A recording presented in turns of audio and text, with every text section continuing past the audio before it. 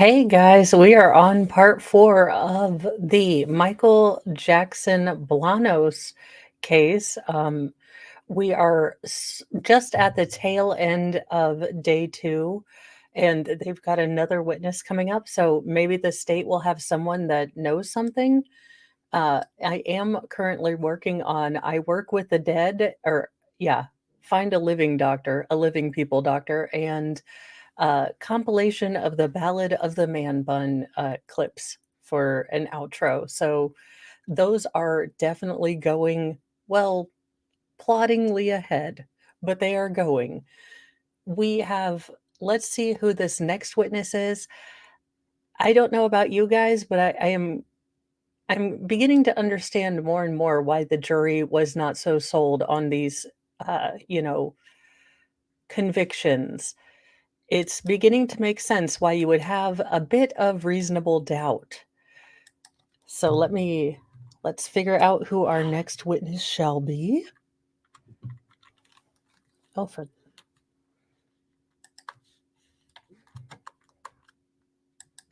322 and hopefully get.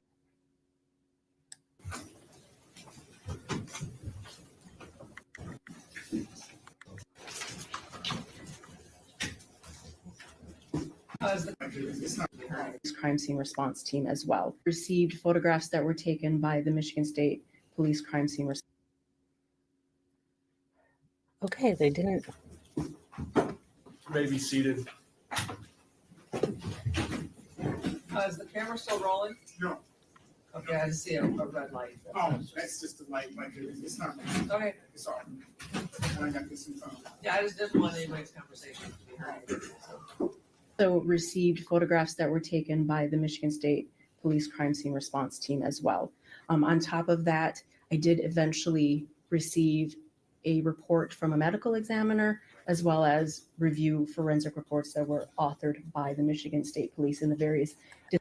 I'm guessing this will actually be a toxicologist. I do believe that the state wanted to put a toxicologist on after the medical examiner to explain how I think traces of certain drugs that were found maybe in her bloodstream could have been made due to natural processes going on in the body after death, is who I think this is, since we aren't given a headline.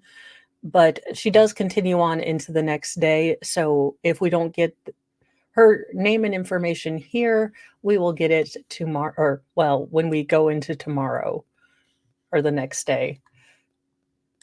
Disciplines that did forensic testing. Okay, and Your Honor, I'm sorry, I'm having a late afternoon mental lapse. Was 20 admitted?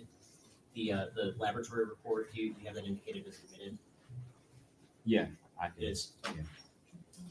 I thought we just did 9. No, I know I did them out of sequence, but I just want to make sure that 20. I don't recall doing 20. Okay, so and I'm sorry about the confusion, but proposed exhibit 20, that would be the copy of your actual laboratory report. Correct. Okay, so Your Honor, I move to admit 20 in addition to 19. 20 being the laboratory. no, there. People's 20 is also admitted and made published. And I'm sorry about that. And what was the basic purpose of the analysis that you did in connection with this case?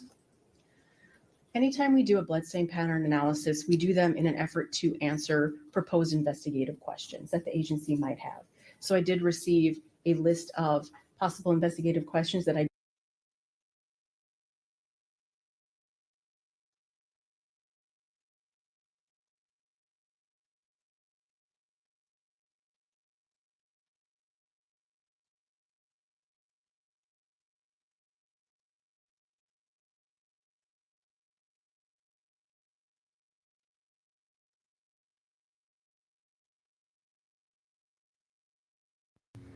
Dang it, for the love of all that is holy.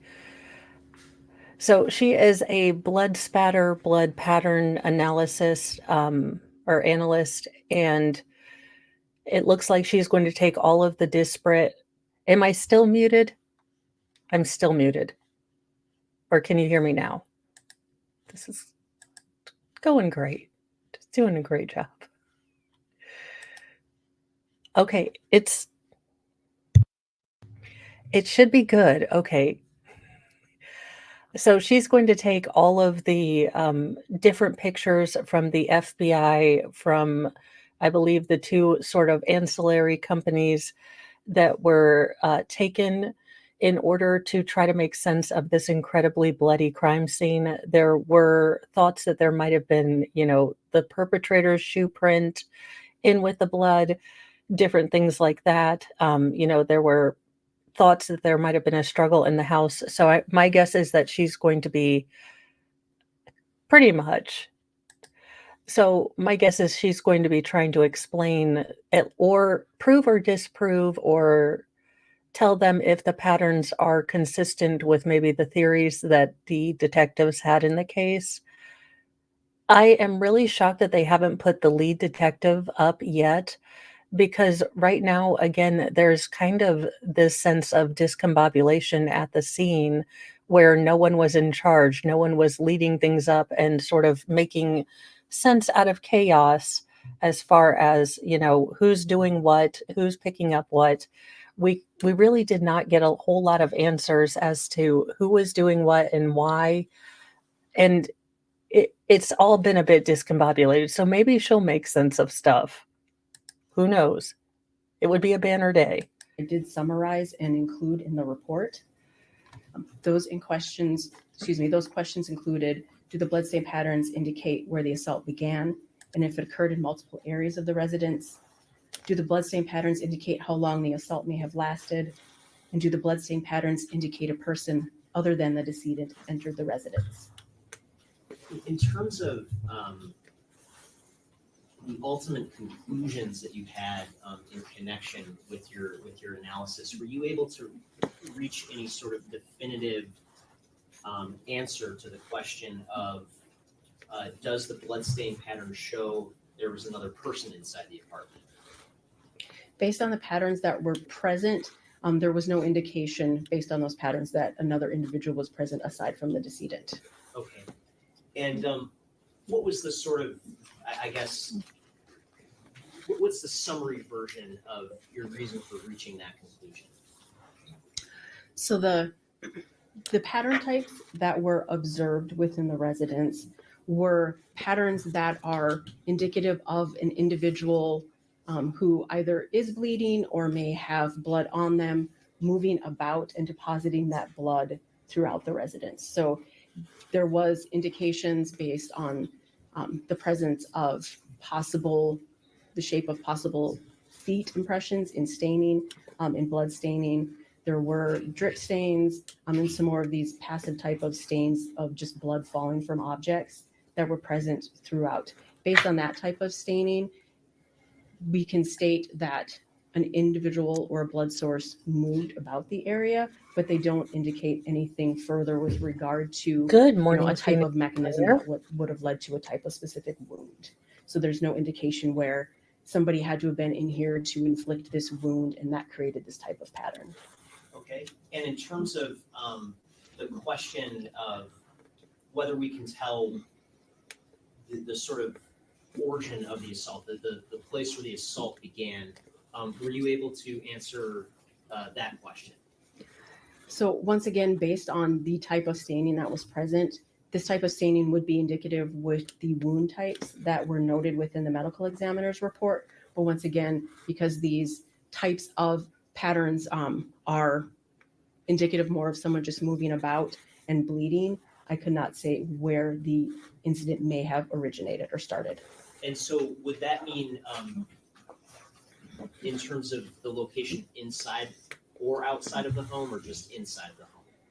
The location in general. So there was more blood within the residence than outside of the residence, which indicated that there was movement within that residence for an extended period of time to lead to that amount of blood.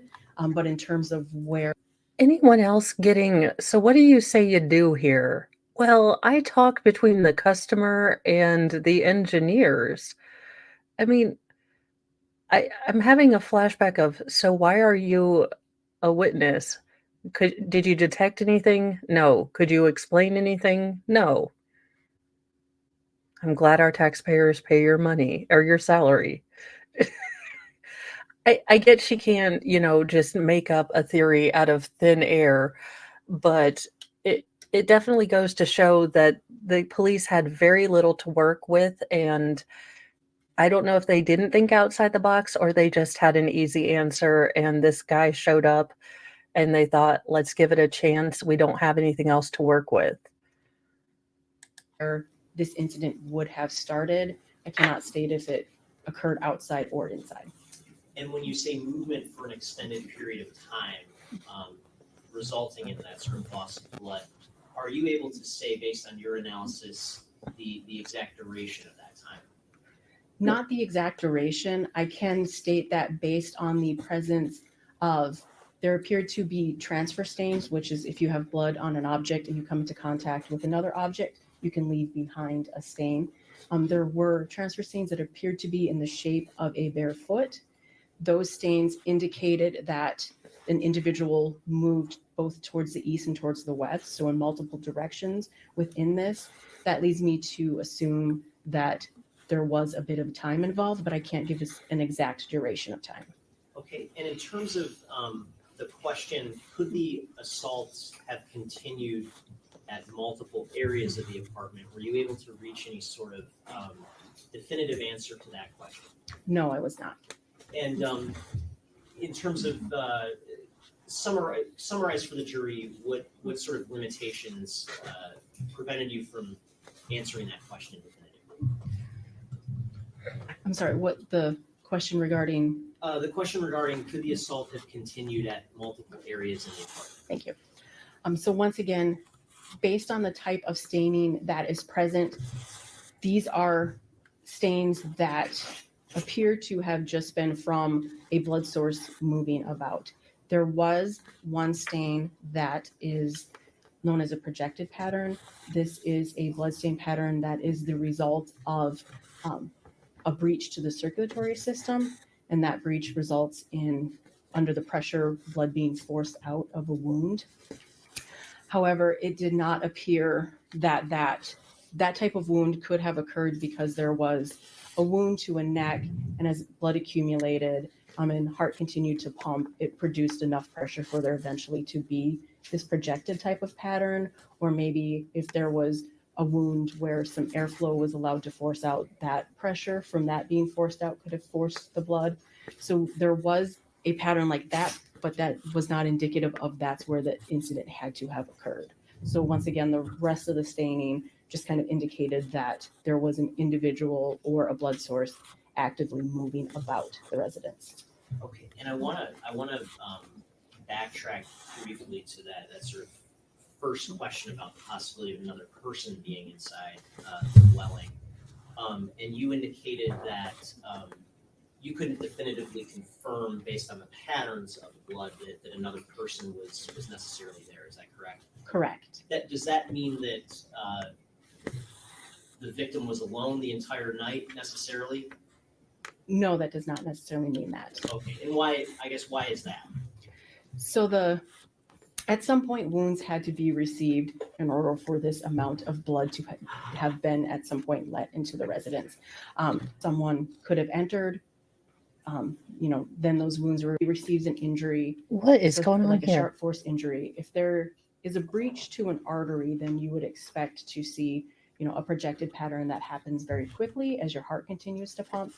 But if there is stab wounds that don't result in that type of a breach, then it's going to be, blood is going to start to flow, not necessarily gush, but start to flow. And that blood can be caught up in your clothing or your hair. It's going to absorb into some stuff before it gets to a point where maybe it's going to start to spill over. So based on that information, I can't say where things have happened, only that at some point blood started to flow and then there was this movement. Okay, and in terms of the question, do the bloodstains indicate how long the assault may have lasted? Were you able to answer that question? So I'm sorry, can you repeat that? In terms of how long the assault lasted, were you able to answer that question based on the bloodstain patterns you observed? No, I was not. Okay, and why not? So once again, these types of wounds, they're going to start to bleed and eventually there's going to be a lot of blood, but I can't say that you received a few and you bled a lot, then received a few. Like there's no indication based on the patterns that are present that there was any order to any of the wounds received based on patterns that I saw.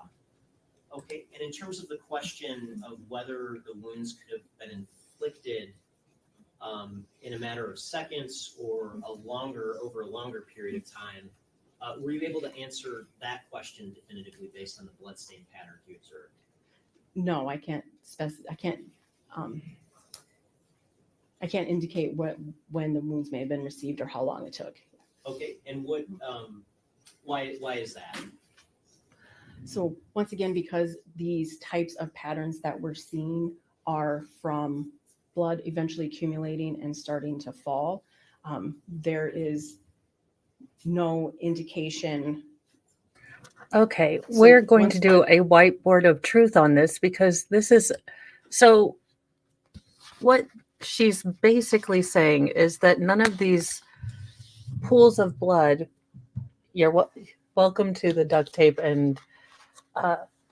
But sometimes on blood spatter, you're going to have a tail sort of indicating where the blood either came from or was directional to. So these are simply little droplets that were gravity assisted. They didn't give off any, if you get tails all going in the same direction, you can imagine that the force is going from that direction, causing those movements. And they're able to, figure out if the general velocity of wound, sometimes based on cast off and drip, but absolutely this was a lot of words to say, look, everything we've collected, all it can show is that someone was walking around. I don't know why maybe more emphasis wasn't placed on more CCTV or things like that, or looking for random fibers in her house. But these are the things that they chose to look into for reasons we can't figure out.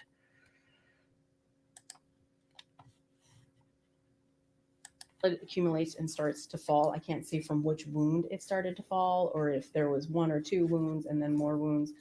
So has to do with the types of patterns that were observed, and this indicates more just passive bleeding as someone moves throughout. And in terms of the overall sort of patterns that you observed, was there one type of blood pattern that predominated compared to others? There were multiple different types of patterns. There were patterns that were more drip stains or drip-like patterns. So a drip stain would be a blood stain that is formed when blood falls due to gravity. So imagine you have a nick on your finger, you allow a blood drop to form on it, eventually gravity is going to act on it and cause it to fall to the ground.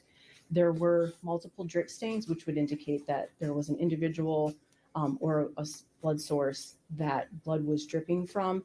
You can also have a drip pattern, which is when you have multiple drips occurring in the same spot.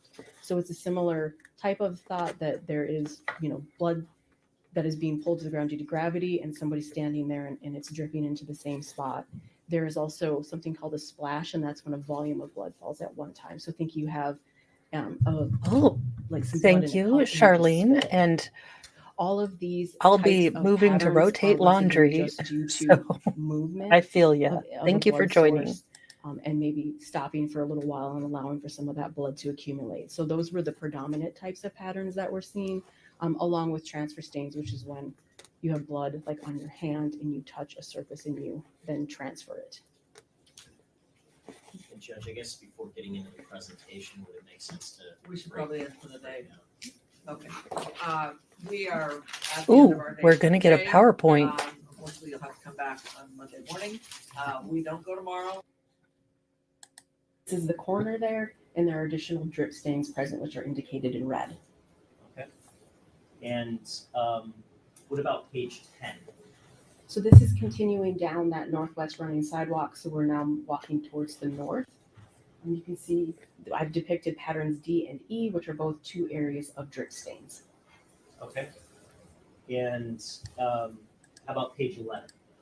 This is continuing further down that north-south sidewalk. If that's excuse me, too moving fast, further let to the me north. know. Once But again, there this are is two supposed to additional be an areas, in theory patterns speed F run. and pattern G, that are drip stains. And page 12? So this is now turning towards 1366. So this is the sidewalk that is now turning and heading west towards the door to 1366. There are, once again, two additional patterns, H and I, that are both consistent with drip stains. And then finally, for purposes of the sidewalk, what does page 13 show us? So page 13 is the portion of the sidewalk directly in front of the door for 1366.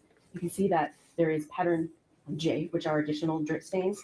Pattern A through J make up a drip trail, and that's just a series of drip stains that show movement between two areas. So we have a drip trail from the position of the decedent to the positioning of the front door here. And so in terms of the totality of the sidewalk area, was there one type of blood pattern that predominated based on your observations? Yes, so it was predominantly drip stains which made up this drip trail.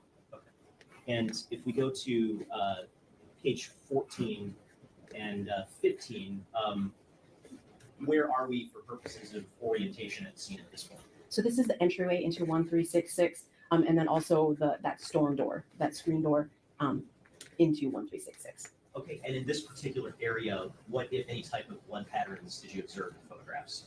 So there were additional drip stains in this area, which were denoted as pattern N. You can see now, because we're on a smooth surface, they look more circular and smooth in their appearance. There was also transfer stains on the door, so that would indicate that a blood-bearing object came into contact with this door at some point. And there's also a drip pattern that is a liquid dripping into liquid, one of which is blood. So there was a liquid drop of blood, and additional drips now have dripped into it and created this pattern.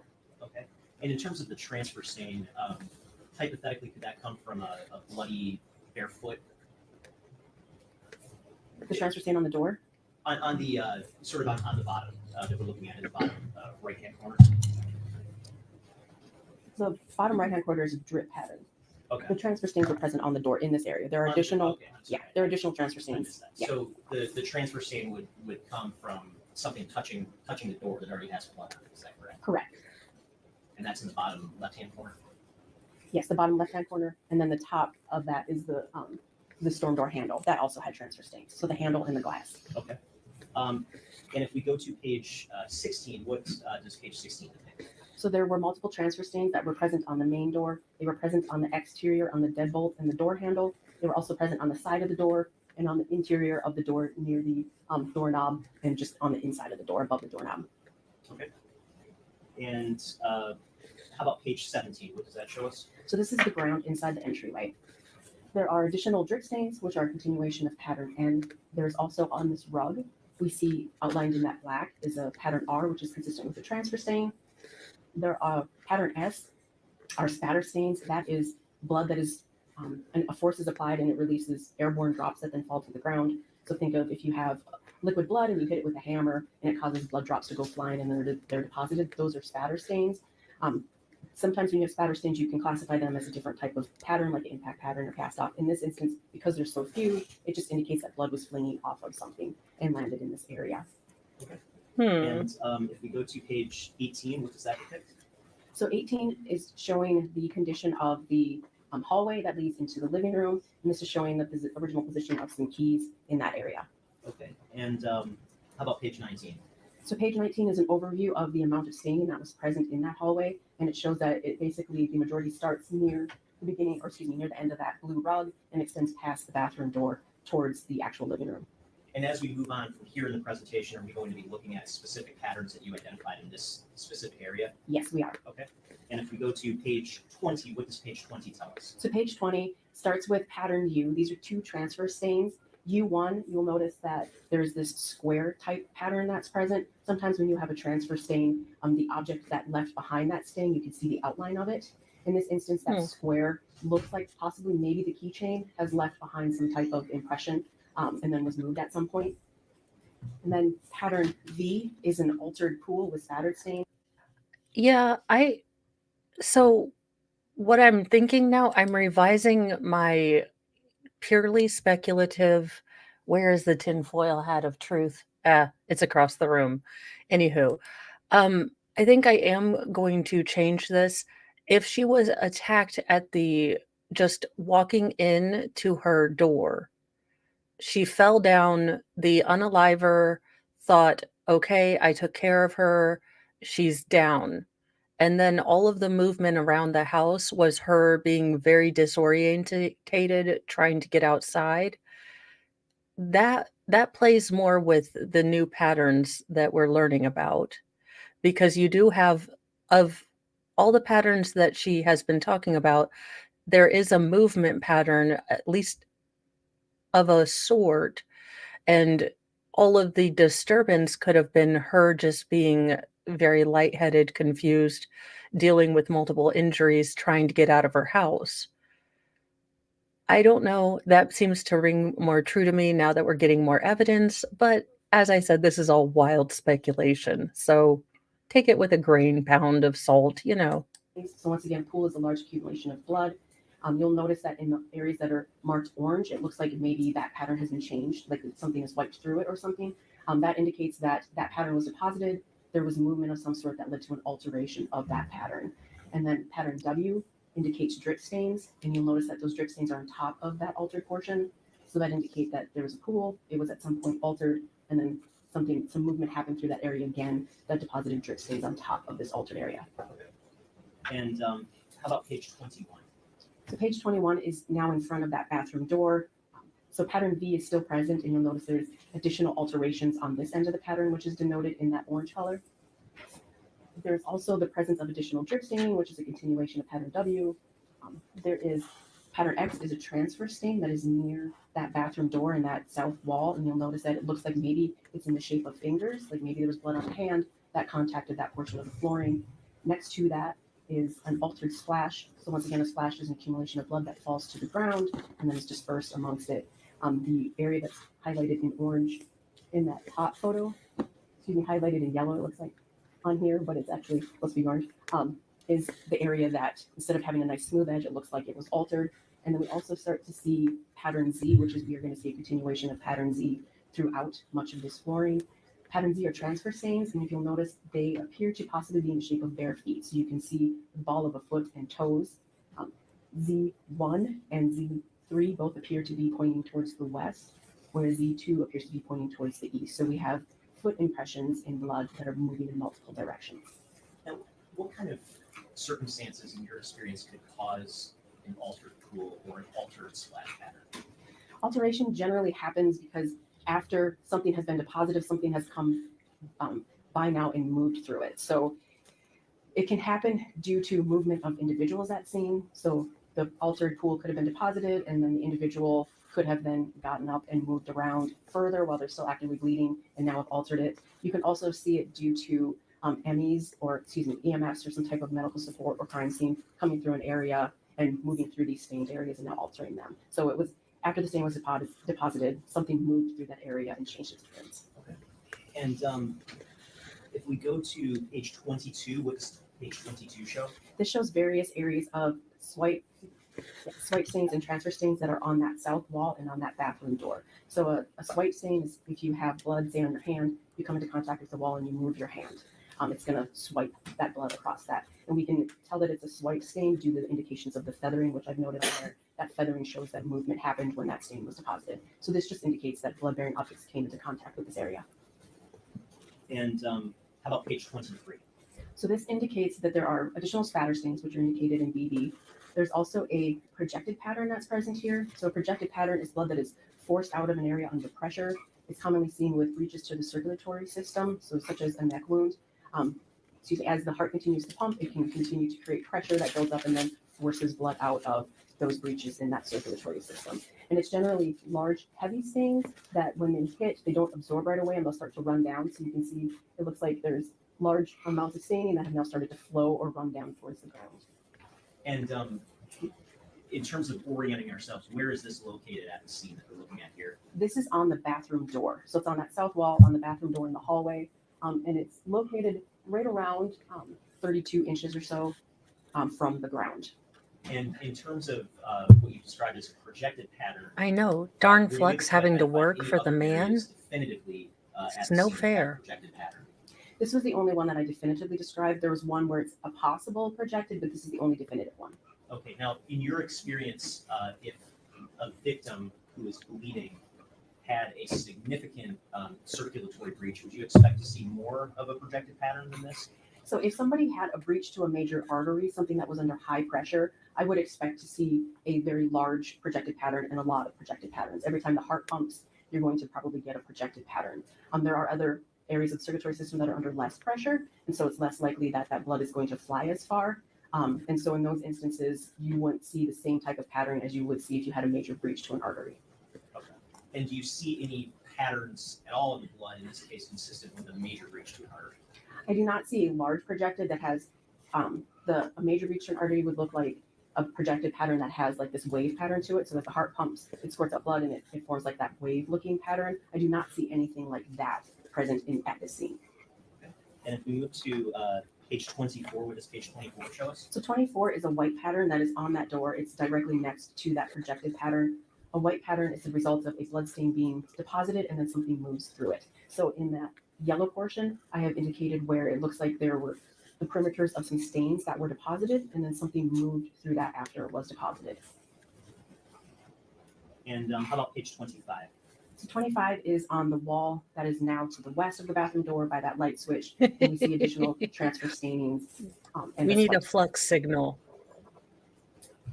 I don't know, do we just flash go killdozer lights we're now up? going to be looking at. It's what juts out in between the hallway and the entrance to the living room. And page 27? At the top of this partial wall, there was transfer stains. This one was identified as FF. And you'll notice it appears to wrap around that partial wall. And there are indications that maybe it is a possible hand based on possible outlines of fingers and the palm. This was one area that the crime scene response team did enhance with LCD to try to get better detail from that print. Okay. And how about page 28? So GG is below FF.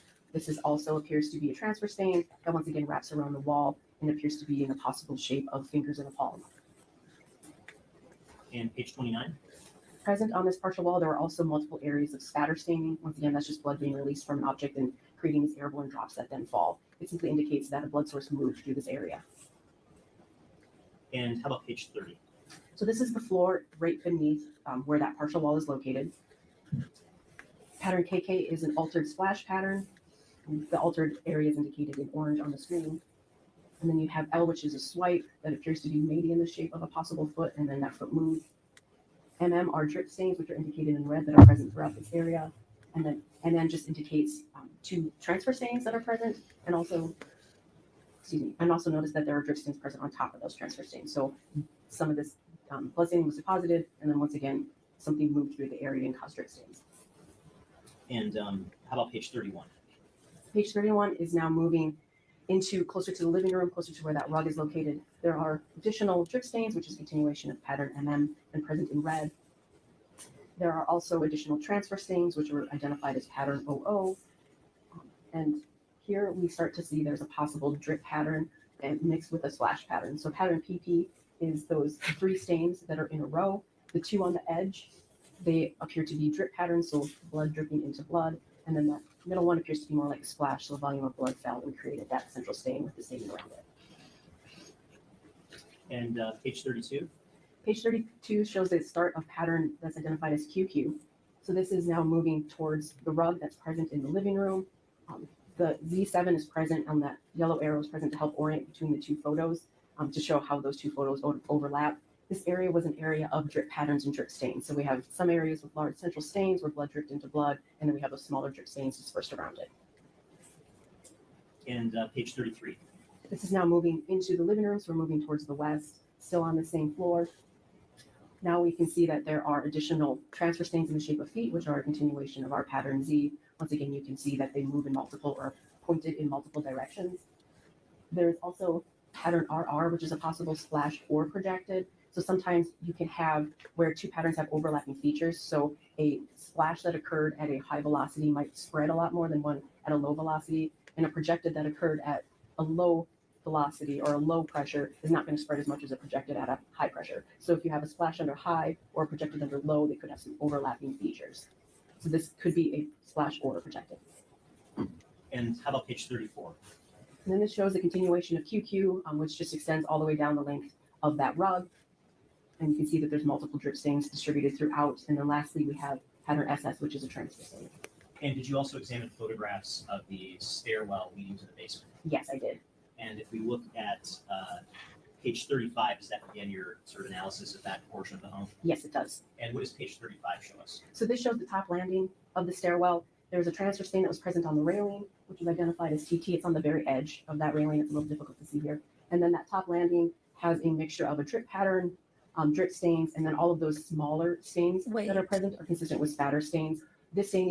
What in the California raisins is this suit color? What in the Grimace / California raisins? They're like, get him a subtle, classy suit. And his family said, what about grape? In here is most likely a byproduct of the staining that occurred in that hallway at the top of those stairs adjacent to this area. Okay, and if we look at page 36, what does that show us? So this shows the stairwell. It shows the actual stairs themselves in total, and then it also shows that north wall to the north of the stairs. And how about page 37? So on all of the stairs, they all contain spatter stains. All of the stains were around 1 millimeter up to 0.5 centimeter. So every single stair had stains consistent with spatter stains. And so hypothetically, if there was somebody bleeding at the top of the staircase and depositing blood, would you expect to see stains on the staircase consistent with this? Yes, I do have a couple photos later on that show the amount of staining that was present on that ground adjacent to where that stairwell is. When you have some of these patterns being created, those spatter stains can fly a really long way. So some of them could be because those spatter stains flew and then were deposited. It also could be the result of just movement. So as an individual is moving and bleeding, blood could be flying off of them. This could also have been part of what ended up in the stairwell. And in terms of pages 38 and 39, are those just more images of similar stains on the staircase? Yes, it is. How about page 40? So this shows that north wall of the stairwell. So if we are assuming that as those patterns are being created and that is what's causing the satellite spatter to come and rain down into that stairwell, we would expect to see these elliptical stains also on the wall that have a downward directionality. And that is what we see. We can see that there are elliptical stains that look like they were moving towards the 6 o'clock or 5 o'clock direction. And how about page 41? That just shows more of those stains. I'm sorry, on that north wall, aubergine. that were present. Most It's likely as a plum, byproduct of everyone, the it's staining that was found plum. on the main floor. And page 42? And this shows the relationship of that staining on the living room floor to the presence of the staining that's present on that stairwell. And page 43? These images show the condition of the living room. These were from some of the initial images I received from the initial processing, so I treated them as the condition of the living room upon arrival. And page 44? This is the end table that was located next to the couch. There was staining present on the items on the end table, consistent with the drip pattern, drip stains, and also a transfer stain. And how about page 45? This is an image of the couch. The pillows have been removed, and you can see that the majority of the staining is now just present along the front of those couch cushions. The staining is consistent with drip stains, and just show that an individual was in the area. It is Barney. I do feel like we're going to be taught lessons about And, friendship. Page 46? So there was a Michigan blanket that was laying on the floor that was spread out so we could see the presence of staining. This is the blue side, and there are indications of saturation staining on the bottom corners.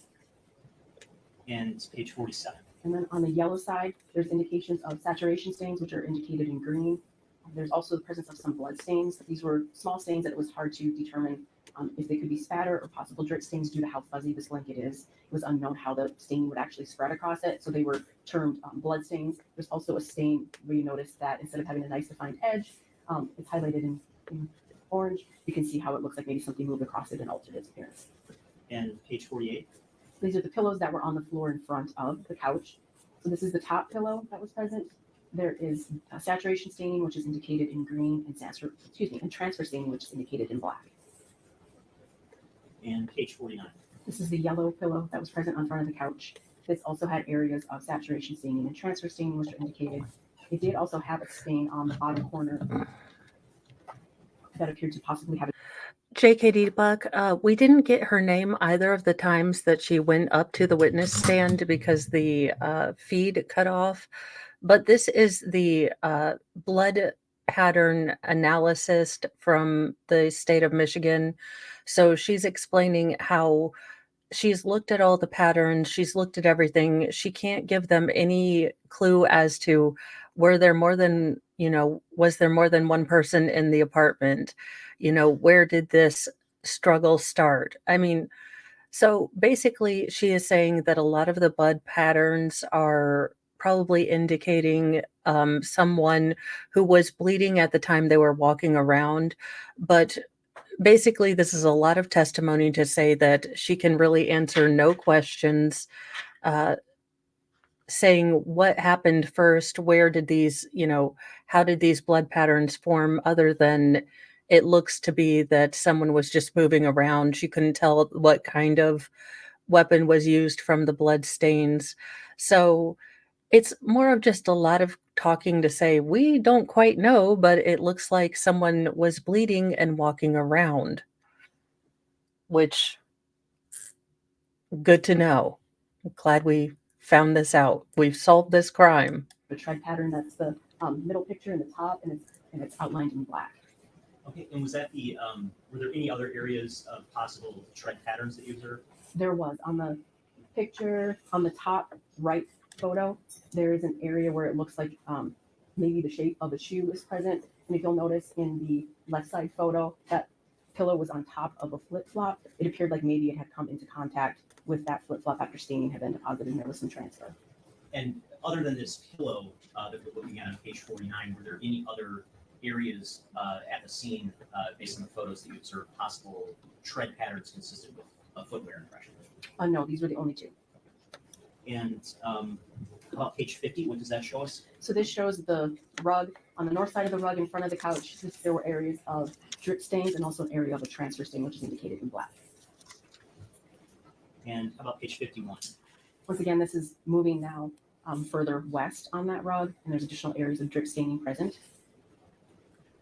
And page 52?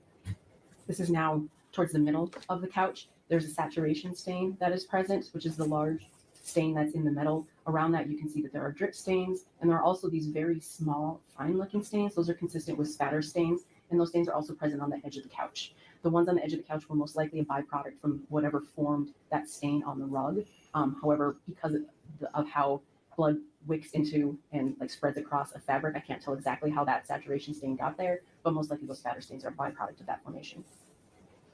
And how about page 53? And then this shows where the footrest was positioned and the staining in that area. The items present have now been removed from that area, and you can see that there was staining on the rug underneath the position of some of these items, and these are consistent with drip stains. And page 54? And then this shows the flip-flops that were present and that there is blood staining present on top of these flip-flops. Okay, and we touched on this on Thursday a little bit, but in terms of your analysis, are you able to offer any sort of definitive conclusion as to the location where the assaults originated? No, I cannot. And why is that?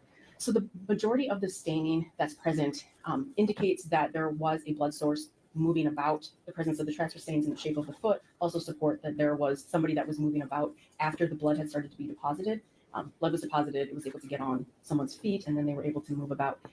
And then the rest of the staining is indicative of blood, potentially flowing from a wound and dropping down. There was the one projected pattern, but that didn't necessarily have to come immediately with the breach to the neck.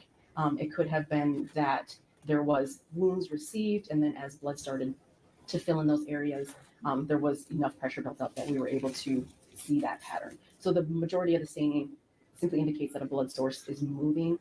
Based on that type of staining, I can't say where an incident may have started. And based on the circumstances and based on your experience, what would be the most likely source of blood in this situation? Most of the blood most likely came from the wounds that were received to the neck. If those wounds were not, the blood flow was not stopped and it was going to continue to accumulate, the more it accumulated, the more chance that it had to now start to fall to the ground. And in your experience, based on the nature of the wounds, would you expect to see the amount of blood that we observe in the photos to have accumulated immediately or over some period of time? This amount of staining would have accumulated over some amount of time. When a sharp force wound is received, blood can start to flow right away, but it's not going to all flow out at one time. It's going to start to flow. It can accumulate in your clothes, in your hair. Eventually, as it continues to flow, it's going to get to a point where then it's going to start to spill out and start to fall to the ground. So I would have assumed that this happened over a period of time, this amount of blood that was dropped. If hypothetically the victim had been stabbed somewhere in the home and then stumbled around before finally collapsing outside, would you expect to see anything different in terms of the patterns, or would the patterns that you observed be consistent with that scenario? The patterns would be consistent with that type of scenario, with someone who received wounds, moved around, and then eventually made it out, created the drip trail that ended with their position. If hypothetically the assailant had stuck around the scene while the victim was stumbling around and bleeding, would you expect to see anything different in the blood patterns that you observed? If there had been a second person that was present while all this bloodletting was occurring, I would have assumed that at some point they potentially would have gotten blood on themselves due to the amount of blood that was present. They also may have at some point stepped in something. You saw the barefoot impressions. You may have seen somebody with a shoe on step into this and then leave behind impressions themselves. Also, if there is a lot of blood, maybe it got on hands, and it would have been, you potentially could have seen other hand impressions from somebody who was moving about. But do you see any evidence of that here? So the only pattern that I saw that possibly had a tread pattern was on that pillow. There was no other indications of somebody with shoes walking around this scene. Okay, and that tread pattern was located next to what specifically? It was on a pillow located next to a couch in the living room. And were there any other objects right near that pillow? There were a number of objects in that same area, and these pillows were present on top of staining, so it's clear that, as were the blankets, so it's clear that there was blood deposited in this area and that items were moved around this area. But there was a tread pattern from a possible flip-flop, and then also that other potential tread pattern that was present on that yellow pillow. Now, based on your experience and based on the nature of the wounds in this case, would you expect the assailant in this case to have a significant amount of blood transferred from the victim? That would depend on the amount of time that the individual spent. So if wounds were inflicted quickly, and then wounds were inflicted quickly, these blood started to flow and started to accumulate, and they left fast, I would not expect that much blood to be present on anybody. However, if the wounds were inflicted over a period of time and blood was allowed to continue to flow and start to drop, then there's a greater chance that you're going to have blood staining present on a possible suspect. So it really depends on how quickly these wounds could have been inflicted on someone. Okay. Could this all have been summed up in, yes, anything's possible, but with the evidence and data that I have, I can't give you a definitive answer on any of it. Again, based on your overall analysis, can you definitively say that a second person was there while these blood stains were being accumulated? So I cannot definitively say if someone at some point was present in the residence or if they were even there when the majority of this staining was occurred. I can just say that the blood does indicate that the individual that was moving about when the majority of the blood was let was somebody with bare feet that was moving back and forth.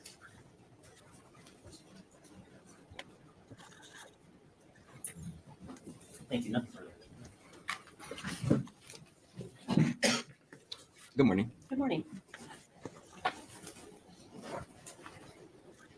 If we could go to page 3 of Exhibit 19, please. Thank you. Now, you indicated that these appear to be transfer stains on her pants. There's areas on the rear of the pants that have areas that appear to be transfer stains. Okay. What about the knee area? Would you say that that is consistent with transfer stains? That would be saturation stains. Saturation? Okay.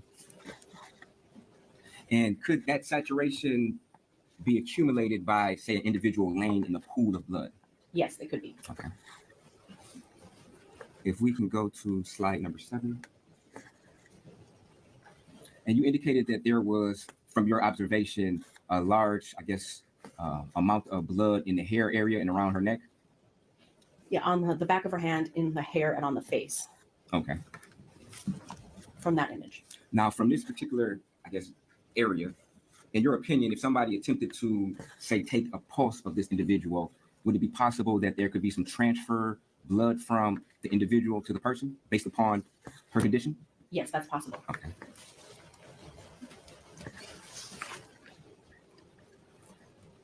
And that, guys, is the defense's sort of get out of jail free card as far as finding any blood on his jacket or on his backpack. The defense's theory is that he came across Samantha outside. He couldn't quite see, it was dark. He leaned over her because she was kind of curled up like this. So he tried to reach over her back and feel her neck, and that's how the blood transfer happened. So he is doing a good job of bringing up those core themes that they talked about in their opening statements. They still do have the world's, most untrustworthy client as far as how many times he's lied to police officers. So you do have to sort of balance out that this is what my client says, and it does match reality, but he's also has a tenuous, relationship with the truth. So he is putting that stuff out there. If we can go to slide 16, please.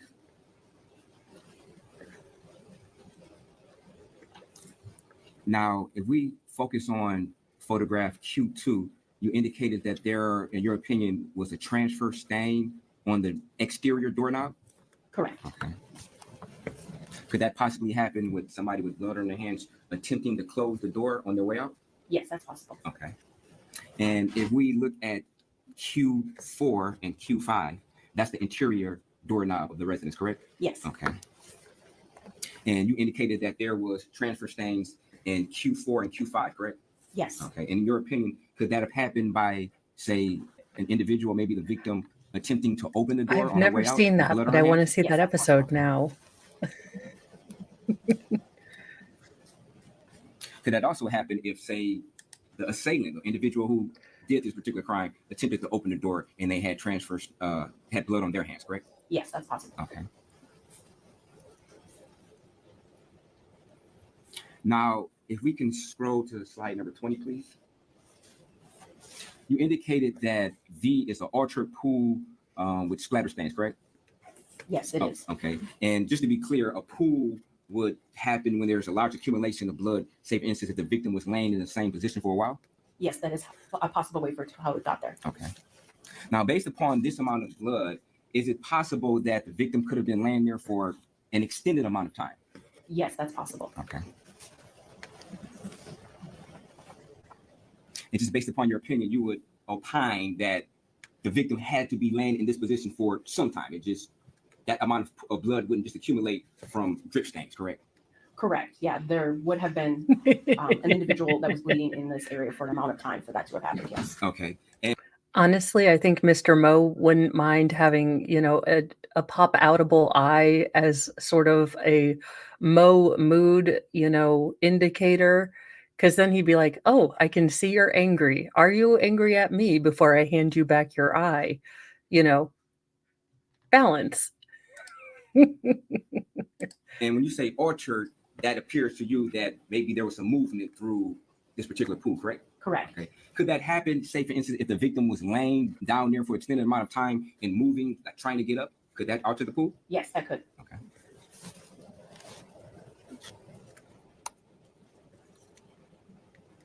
And if we can go to slide 22. And you also indicated that these are transfer stains, correct? Swipes and a transfer stain. Yes. Okay. Could that have happened, say, for instance, if the victim was laying in the orchard pool and attempting to try to get up using the wall? Yes, that is possible. That would potentially create movement to those transfer stains. Okay. And I believe you indicated that, if we go to slide number, oh, I'm sorry, 26. That would also, these are transfer stains also, from your opinion? On that partial wall, yes, there was 2 areas of transfer staining. Okay. And you also indicated that you observed would appear to be a handprint in the hallway? Yes, pattern X, which was down on the floor near the bathroom door, there appeared to be a transfer stain in the shape of possible fingers. Okay, if we can scroll to slide number 23. And is that depicted on this particular screen?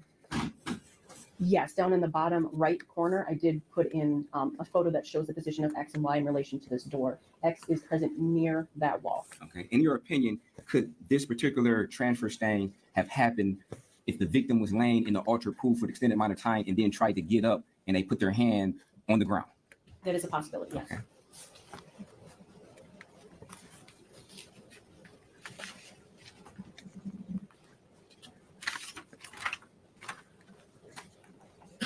Now, you indicated, based upon your opinion, that there was a movement for an extended amount of time due to, I guess, the amount of blood inside of the apartment, correct?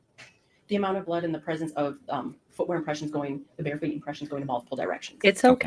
okay. I mean, he does In your pull opinion, it is off possible well. that I would not. the stabbing happened and, say, for instance, the victim passed out or fell out inside of the hallway for an extended amount of time, got up after an extended Ooh, amount of dizzy time, grenade. I'm jealous.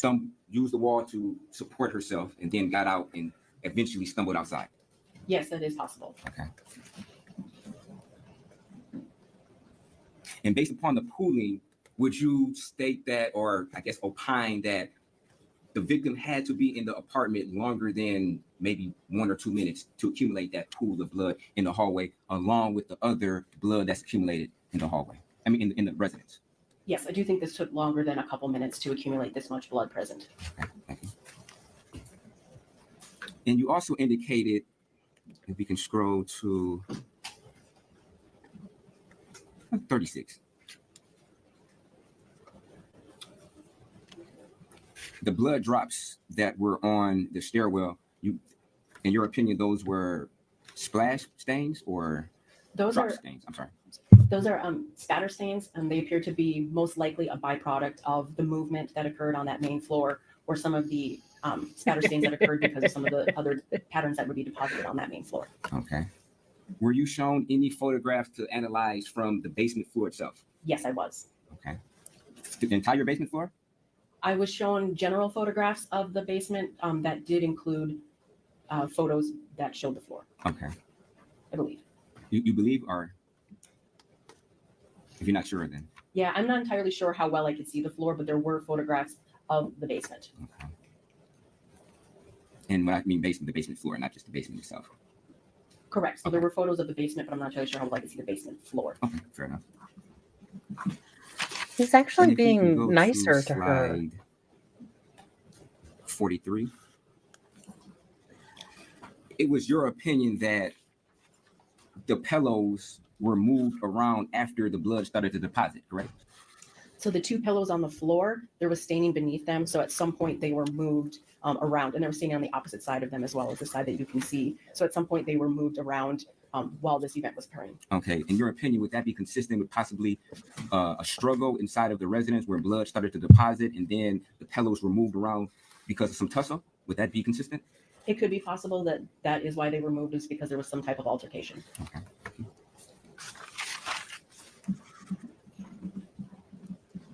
Now, you indicated that the projected blood that is depicted on slide number,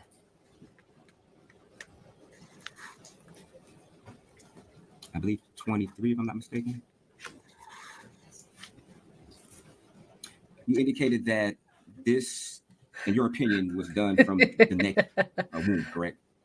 If you're Yes, thigh high this would be the result of Birkenstocks, the we neck can wound. talk, but Okay. I can't handle And- anything on my left And leg. if I'm not mistaken, I So was a little bit confused. You stated really that gonna it could have interfere been with a my amount of Sailor Moon time before the cosplay. blood actually started to project out. You stated that it had to at least fill the areas before it projected out. Yeah, so if you have a breach of like a vein or maybe just a nick to an artery where it's less pressure, I'm not sure that I would expect blood to immediately project a great distance, but as a wound filled with blood and you have that pressure now from, even though it's a low pressure from the vein, I think at that point it could have created the pressure to project that blood out. Okay, so just to be clear, it would be the severed artery that's actually projecting the wound out, correct? It could be a vein or an artery, vein or artery. anything within the circulatory system. Okay, and in your opinion, you think that it'll be amount of time before that vein or artery started to project out? I think if there was an artery that was breached, the next time the heart pumped, because that's under high pressure, you would see an immediate reaction. The veins, because they're under lower pressure, and that lower amount of pressure is going to cause that blood to not fly as far. You may not see it until blood is accumulated or until somebody is near enough to an object where they're close enough for that blood to hit and actually deposit as a projectile. Okay. And before making this analysis, did you have an opportunity to read the autopsy report? I read the autopsy report after I had done my initial assessment of these patterns. So I did read the autopsy report. Okay. And after reading the autopsy report, did it shed some type of guidance for you to know whether or not there was a sever of any type of arteries or veins? It did not indicate in there that there was a particular sever of any particular artery or vein. I did not do the analysis. I'm just relying on what it said. But this is consistent with what we would see with a projected pattern, which happens because of breaches in the circulatory system. Okay, fair enough. And in your opinion, how far would you opine that there was this projection of blood from the body? So it did have to hit with enough pressure, I guess, for it to create that projected pattern look. I can't say an exact distance, but somebody could have been directly next to it, or maybe I guess I can't exactly say how far away they could have been, but I think they would have been close to this area to create that pattern. Okay. And based upon this pattern, it's very possible that whoever stabbed the victim, that this projection could have projected upon them and they would have received blood on their person, correct? So I think if somebody was close, very close to the individual during this, it is possible that they could have received some type of staining on them. Okay. And you were able to look at the autopsy photos, correct? Yes, I was. And you were able to see that this particular victim was stabbed in the front of the neck, correct? Yes. And also multiple times in the side of the neck, correct? Yes. And also in the back of the neck? Yes. And also in the back of the head twice? Yes. Okay. Would you agree that to be stabbed in multiple positions of somebody's body would take some amount of time and change of position in order to effectuate those stab wounds? This is really not her Yes, I do area of think that in order for expertise. someone to be able to turn, or for somebody to go around somebody, that is going to take a small amount of time, but I don't know exactly how much time. And you said a small amount of time. It could take more than a small amount of time, correct? It could, yes. Okay.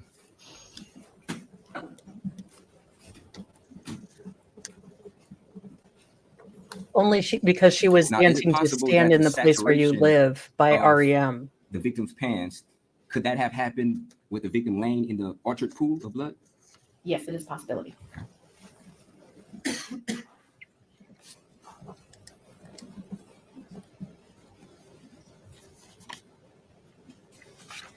Now, you indicated that you were only presented with one tread impression photograph, correct? Yes. Okay. If there were other tread impressions in the house that weren't photographed or presented to you, then you wouldn't be able to make an analysis on it. Would that be fair?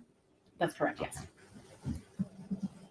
So hypothetically, if the police did not take multiple tread impressions because they felt that it was a lot of people coming and going inside of this resident and they didn't take the foot impression or the thread impression, you wouldn't be in a position to analyze it, correct? Correct. If I didn't receive any of that documentation, I'm unable to analyze it. Okay.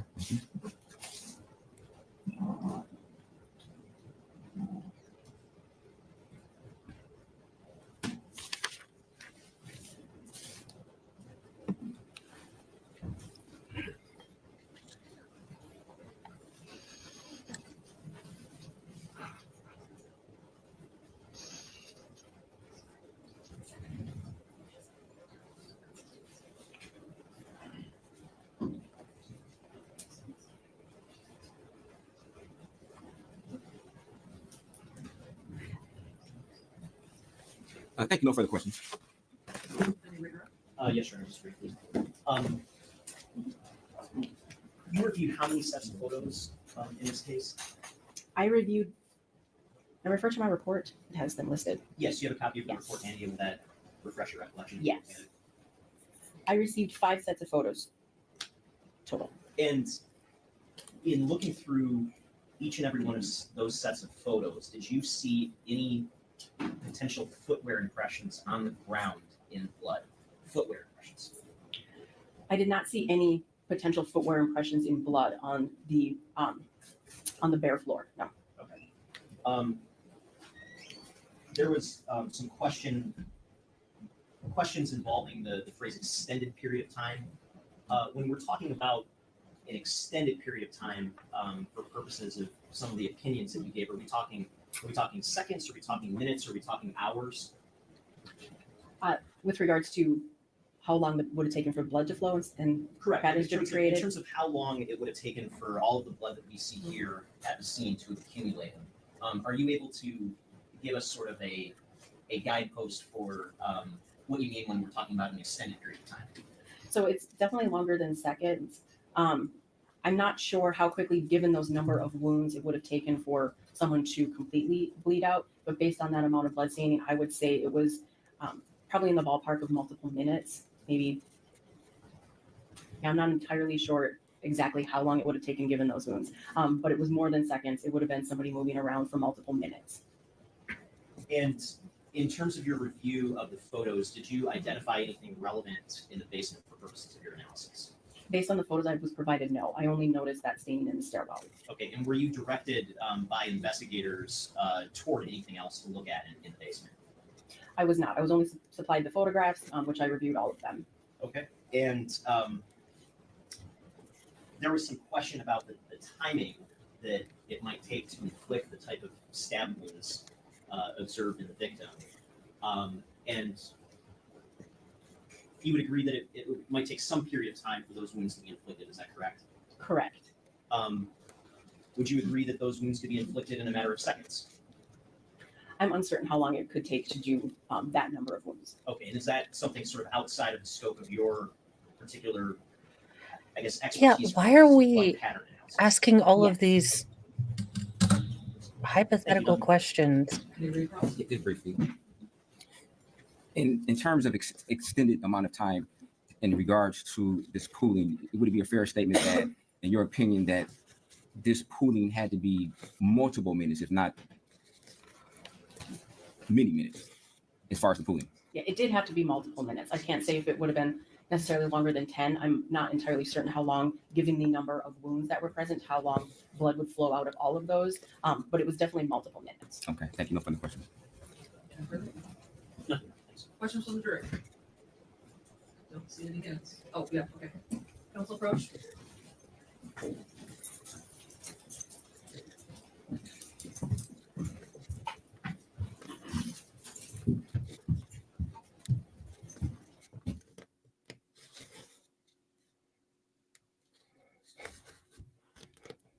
How much did it cost you in taxpayers' money to make this ephemeral report where nothing is certain, but you know someone bled near the apartment or in the apartment?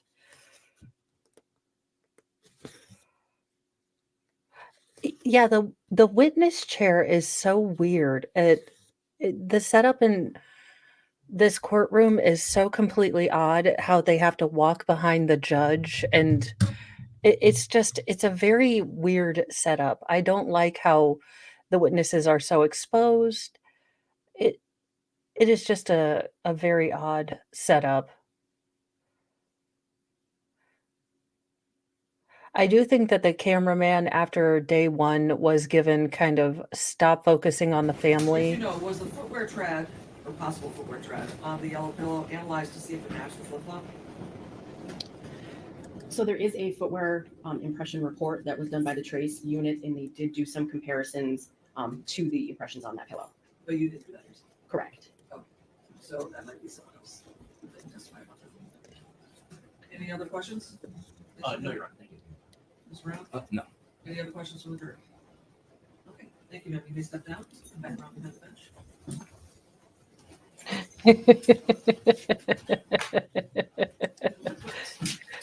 People call Clinton Goss. Probably. Where are they from? Where did they? Civilian minister. Oh, civilian witness. Are we going to get another man bun?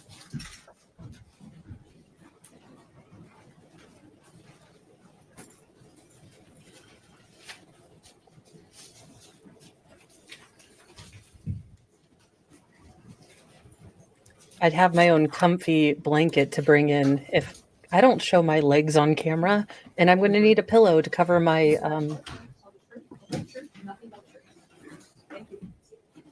my belly. Sir, please hold the microphone close to you, and if you could take your mask off, while you testify, please. Please state your name and spell it for the record. Quentin Goss. Pull the mic a little bit closer to you. Quentin Goss. Can you spell your name, please? QUENTINGOSS. Thank you, Mr. House. Good morning, sir. Back on October 20th of 2023, what type of work were you doing? I was doing mobile security work. All right. And the security work that you were doing, were you working for like a company? Yes, And what was the name of that company? Eagle Security. All right. And as part of your job responsibilities, would you patrol around the area of Joliet Place by Lafayette in near downtown Detroit? Yes. All right. And so when you say mobile security, can you just kind of describe what exactly type of work you did on and around October 20th of 2023? Well, basically, I just patrol, the area. That's basically it. Just doing patrol around the area. So to do these patrols, were you in a vehicle or would you walk around on foot? Vehicle. And what type of vehicle was it, if you can remember? It was a Equinox. Like a sport utility vehicle? Yes. And would this vehicle, would it have any lights or any sort of identification on the outside of the vehicle? Yes. What did it have? I had like siren lights. It had lights? Patrol lights. Yes. Okay. Now, when you would work out on patrol, particularly on October 20th, was there anyone else in the car with you or working with you to do your patrols? No. All right. And what shift did you work starting on October 20th forward? I worked the night shift. Okay. And do you remember what time that shift started at? 7 p.m. Like it's considered night. All right. So 7 p.m. And then how long was your shift?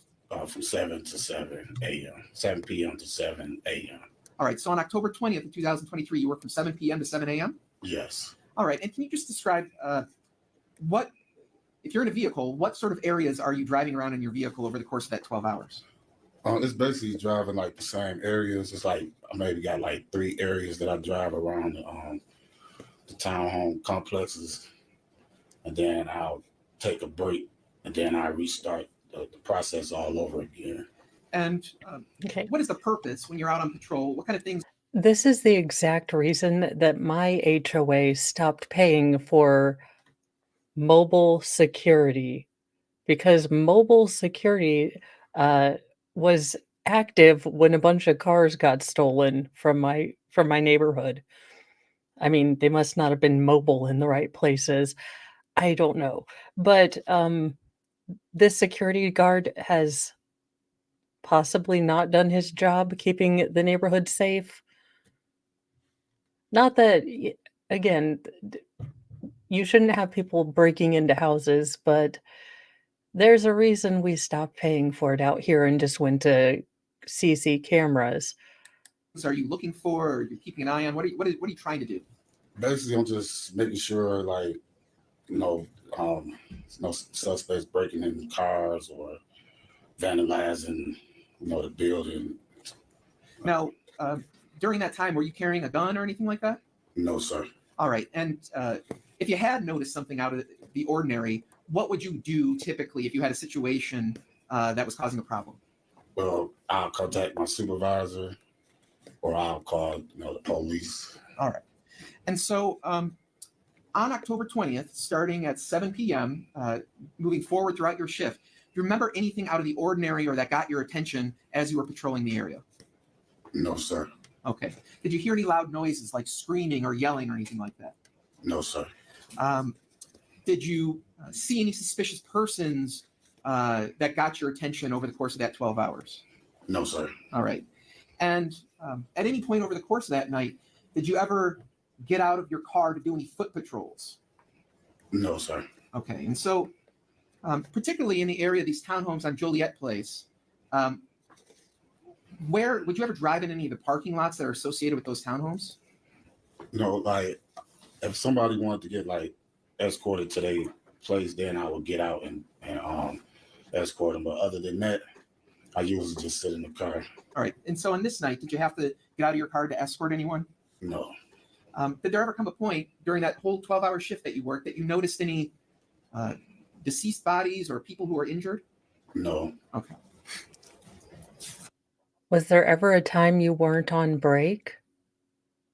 Because you had 2 jobs, making sure no one was vandalizing or breaking into cars. And, sir, someone broke into a house and a bunch of cars were broken into. I'm not saying that this is an ineffective security strategy, but and doggone for sure well he is not doing foot patrols. He is not part of the Foot Clan. This is not Teenage Mutant Ninja Turtles. He is staying in his car. Did you observe anything that evening? No. Okay, well, we're done. And why do you have your own case going on in the court next door? Why do you have a file folder? And you could put those on the ground and not carry them. I mean, it is a courthouse. I don't know. Just good Lord. Did there ever come a point where you found out that somebody had been injured or killed over the course of that 12 hours that you worked? No, I found out the next night when I came in. All right, so you worked for the full 12 hours, you went home, and then you came back later on that day? Yes, I had got a text from my supervisor asking me, did I hear or see anything? That was it. Okay. That was like 10 o'clock that morning. And then when I came in, at 7 that evening, the lady that stayed in the complex had told me that Okay, let's hold on one sec. Before we get into what other people told you, are you trying to say that basically other people told you about it, and that's how you found out? Yes. Okay. So you didn't have any interaction with the lady who died or anything like that night, did you? No. Okay.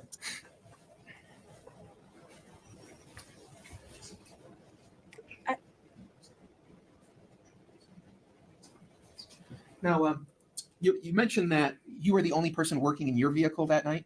Yes. Are there any other vehicles for the corporation doing security in that area that were also on patrol that night? Well, I know it's around the corner from the location. They have they do patrol. I forgot the name of the street, but they do patrol around there too. But that night, do you remember, running into any other patrolling security people with a car with lights on the outside? No, sir. Okay. I don't have anything to Those are his court shorts. Good morning, And Mr. Ross. Good morning. So, I Mr. mean- Ross, you stated that your shift on October 20th was from 7 p.m. to 7 a.m., correct? Yes. So, at 7 a.m., you hadn't seen any police officers arrive at the scene of Joliet Place? Well, I was like 3 blocks down, and I seen like an EMS and fire truck, but I didn't think nothing of it because I was getting off, work. But I was like 3 blocks down. Like, Was that your general patrol area is to go 3 blocks down? no, I was getting off of work, on my way off of work when I seen like a fire truck. Well, let me ask you this. So at 6:50 a.m., you had no contact with any police in the area of Joliet? No. Okay. Now, as far as your shift that occurred on October 20th, 2024, you said at no point in time did you ever have to get out of the car to escort anyone, correct? Correct. Now, that was October when this happened, obviously. Were your windows up in the car the entire night? Yes. Okay. So it wouldn't have been possible for you to necessarily hear any screaming. for the love of all that is holy. Look, I didn't hear any scream for help, but honestly, I wasn't paying attention because no one told me my job was to listen for cries of help. I was told to stay in the car and drive around.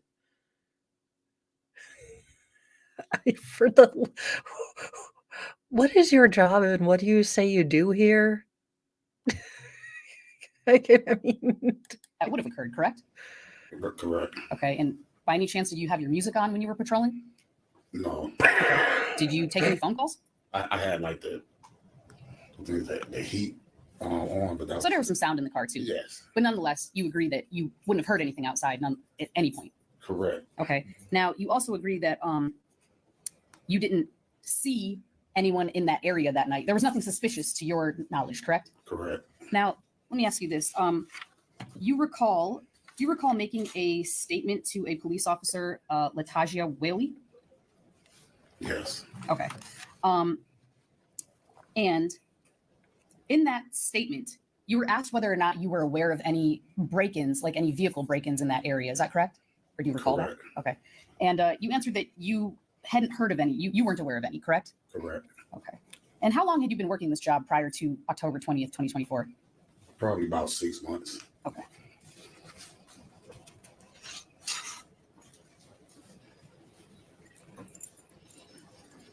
Okay.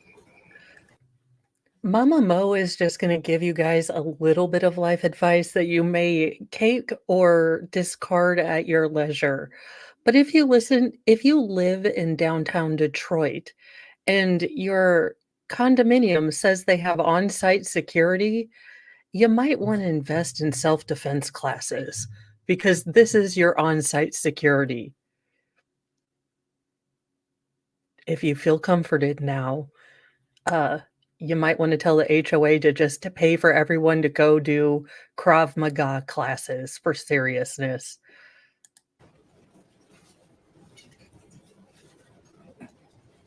Nothing further. Thank you. Questions for the director? She didn't throw in there, are you aware that my client was allegedly breaking into cars that very evening in this neighborhood? So you didn't see anything? He's a good thief, isn't he? Oh, for the love of all that is holy. Yes, thank you, sir. You can step down. You can swing right around. Get up. It's like I had to take off my entire day of work. People call Benjamin Safran. Yes.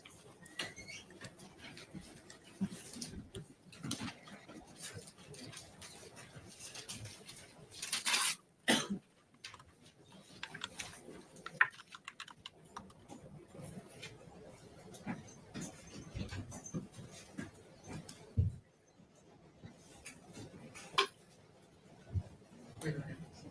You swear or affirm to tell the truth, whole truth, nothing but the truth. Thank you. Step over to the chair, please hold the microphone up directly in front of your mouth. Good morning, sir. Please state your name and spell it for the record. My name is Benjamin Sofferin, Benjamin Sofferin.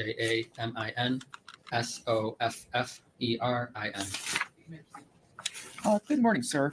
Back on October 20th of 2023, did you go to the area of 15000 Metro Parkway in Sterling Heights, Michigan? That's the Freedom Hill Amphitheater? Yes. Correct. I was there for my best friend's wedding. All right. So you went to a wedding that night? Correct. And let me ask you this. While you were at the wedding, did you come into contact with anyone that you later danced with and exchanged numbers with? Yes, I met Sam at the wedding. I went to a table with a few of my elementary. This poor schmuck. He's like, look, I was trying to get a lady's digits. I was at a wedding. My mom wanted me to meet a nice, lady to settle down with. And I thought, and I just thought I was trying to take my shot. I didn't realize I was going to be asked to go to court to testify. Two friends, and they introduced me to her, and then we danced a few times throughout the night. All right. And before that night, you referred to somebody as Sam. Had you ever met this person before? I had never even heard of her.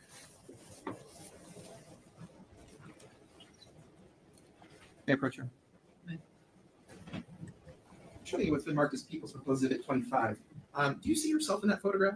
I do. And do you recognize that as being a photograph from the wedding you attended? Absolutely. All right. People who admit People's Proposed Exhibit 25. No objection. People's 25 will be admitted.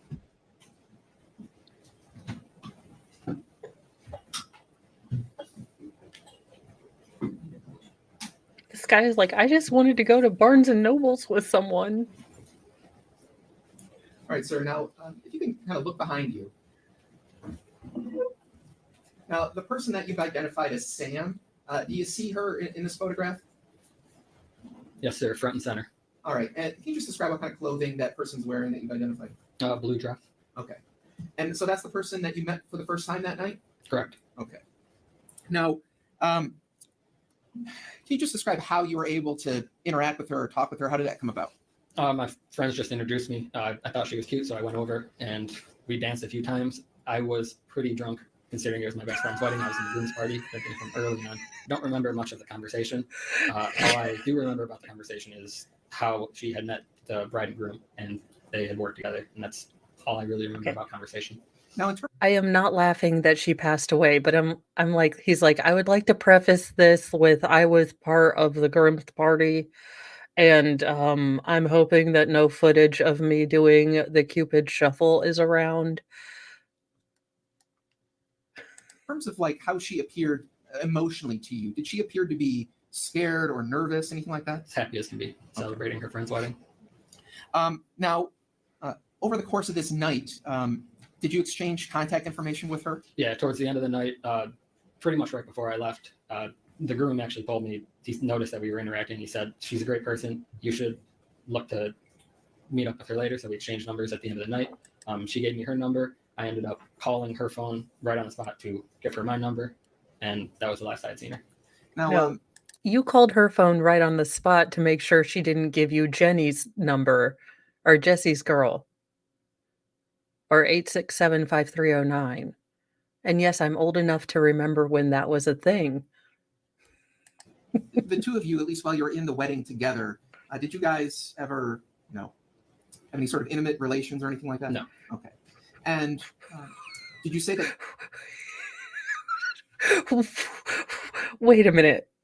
In the small time that you knew at the wedding when you didn't know her from Eve, did you happen to boink in a storage shed, for reasons? Just asking. I mean, it's a wedding. Crazy things happen. Okay. That she left separately from you? Yes, but I did not see her leave. Okay. So how did you come to leave that venue? We left the venue a little after 12, and my friend drove myself and another one of our friends home. Okay. And without telling me like the address, what city did you go to following you leaving the wedding? I was dropped off at Oak Park. All right. Now, did you ever leave Oak Park once you got there until sometime the next morning? I did not. I went straight to sleep. Okay. Did it come about some way that you became aware that this person named Sam that you had been talking to died later that night? The groom called me the following day and informed me. Okay. And after you found out about it, did you ever have any contact with any police officers after that? Yes, on the 22nd, so the day after the groom told me. Okay. Yeah. And did you go to the police or did the police call you? How did that come about? The police came to my door. Okay. And so did you end up going and making a statement to the police later that day? Yes.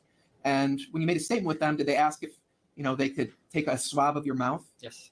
And did they ask if they could look in your phone? I don't think they looked in my phone, no. Okay. In any event, the things that they asked you to do, did you cooperate with the police? Yes. Okay.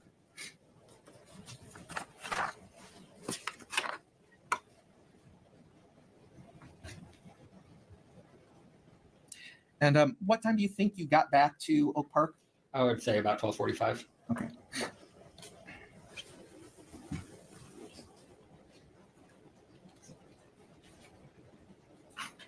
Now, I remember you testified that you tried to exchange numbers. Do you actually know if you got her actual correct number? So I accidentally put the number in wrong. I had one extra digit on the number. So when I called her, the call didn't go through. I just assumed I don't have service. I ended up texting her again on the ride home. It's about 12:30 that I sent the text. It also didn't go through. Didn't think anything of it. Okay. So do you know to this day whether or not you actually had her correct phone number? I don't. Okay.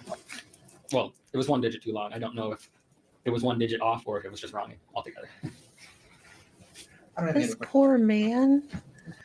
I mean, can you imagine this? Your friends try to set you up with, a fairly handsome or cute looking person of the opposite sex. And you're like, okay, got our digits. And since I have mild dyslexia, I'd be like, no, you type it down. I am not to be trusted with numbers. And then, you're like, hey, I had a great time. And then the next day after dealing with a freaking hangover, you're like, by the way, the cops are probably going to be coming over to your house. Some things happened. Also, you got her number wrong. And you've been furiously texting the JCPenney help, customer service line. And you're like, well, I've had better weddings.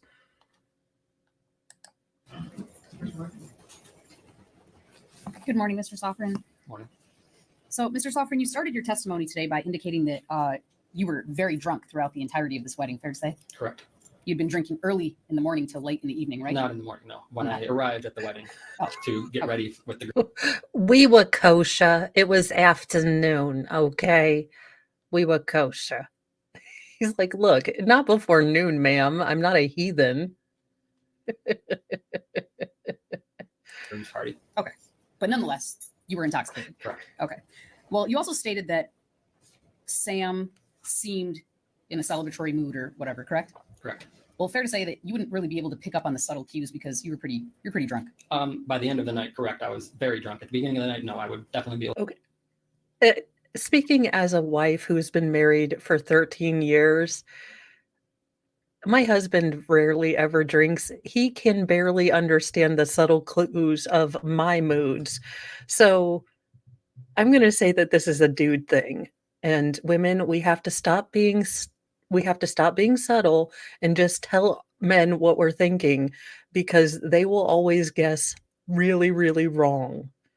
And most of the time, your significant other, your husband, he's not worried about, cheating on you, or thinking if one chick is hotter than another. No, he's thinking about why glue doesn't get stuck to the inside of the bottle, and if you could light a fart on fire, how big would the fireball be? Stop ascribing. I love my male, I love my husband, but he has taught me that, oh my gosh, we are not thinking of the deep things that you ascribe to us. We aren't. It's like, huh, I wonder if you could make bacon out of a turkey or something. It's random stuff. It is never like deeper relationship connective things. No.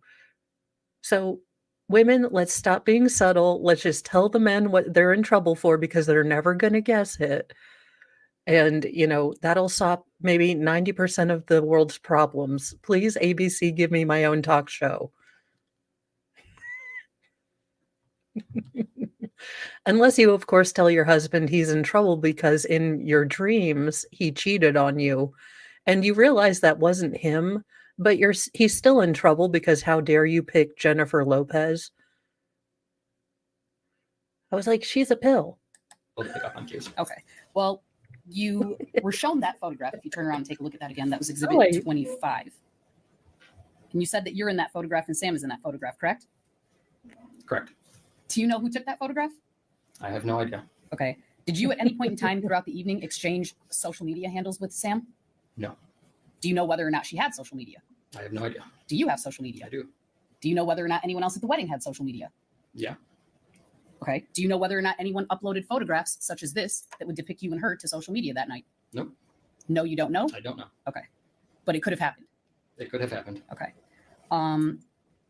Now, do you know whether or not Sam was drinking that night? I do not know. Okay. Did you and Sam happen to do any drugs together that night? We did not.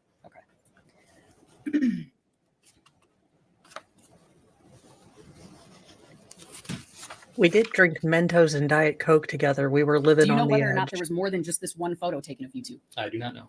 Okay. You said that the two of you were dancing together numerous times, correct? Correct. Do you know whether or not anyone took photos of the two of you dancing together? I don't know. Okay.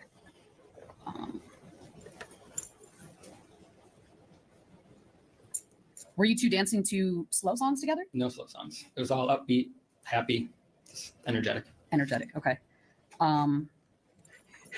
It was Genuine's My Pony. That will never get old to me because I was the most oblivious 11-year-old and didn't realize that they were not talking about My Little Ponies, which is, well, it will just never not be funny in my head that I was that oblivious.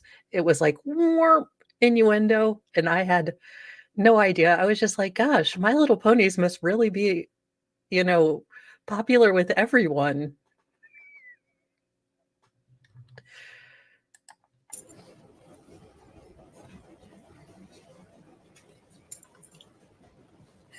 Was there any sort of when the two of you were dancing?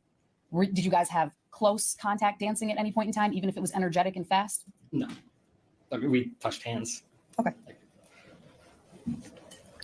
There was Bible room in between. You indicated that you never saw Sam leave that night, right? Correct. So you wouldn't have known whether or not she was in a hurry or she was anxiously leaving, correct? Now, you don't know whether or not Sam received any sort of phone calls or texts prior to her leaving that wedding, do you? I do not know. Okay. You wouldn't know whether or not she was expecting someone at home, would you? I wouldn't. They were doing Irish River dance. They were just touching hands.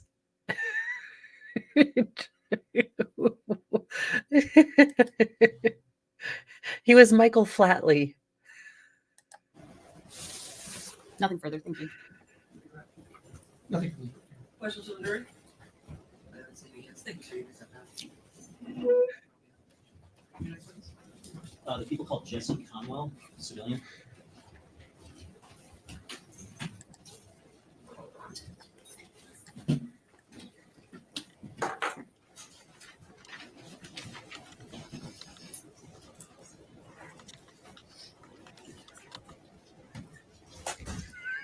Do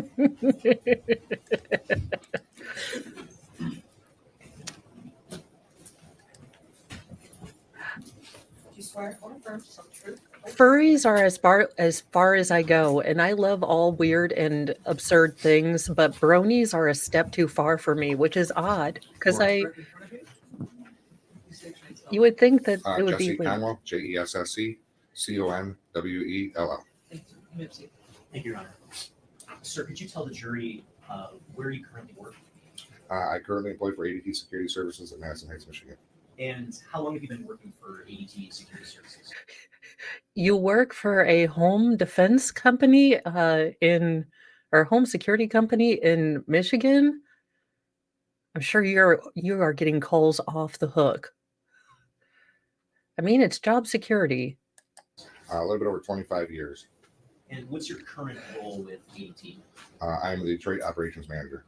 And what are the sort of basic responsibilities? Hello, you have Broken as the Baker. Operations manager in the Detroit area. Overseeing all of the installation and services through all our technicians daily, scheduling, customer interaction.